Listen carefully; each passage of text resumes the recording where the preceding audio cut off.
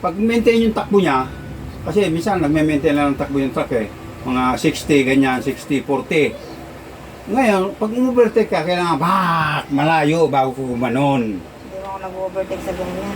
Oo. Ang mahirap sa- Pero ang maganda, huwag kang overtake sa mga truck, sinasabi ko sa'yo, lalo na dyan.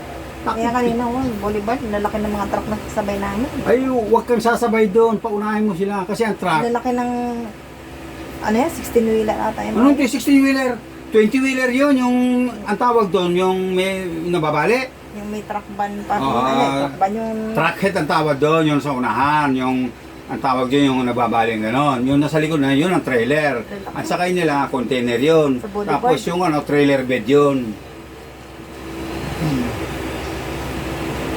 Mahirap ang sumabay sa mga ganyan. Bakit nang umuwi tayo nun, sumabay ka eh. Saan? Nung pauwi tayo ng Cavite.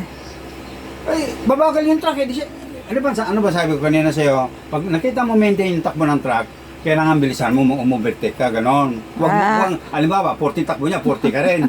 Ay, hindi pwede yun. Ganun ba yon? Kailangan, kapag makikita mo sa speedometer mo yan eh, kung 40 ang takbo niya, makikita mo yan. Maintain lang yon. Pag ngayon, pag hindi siya bumatak ng bumatak, ibig siya may-maintain yun, overtakean mo.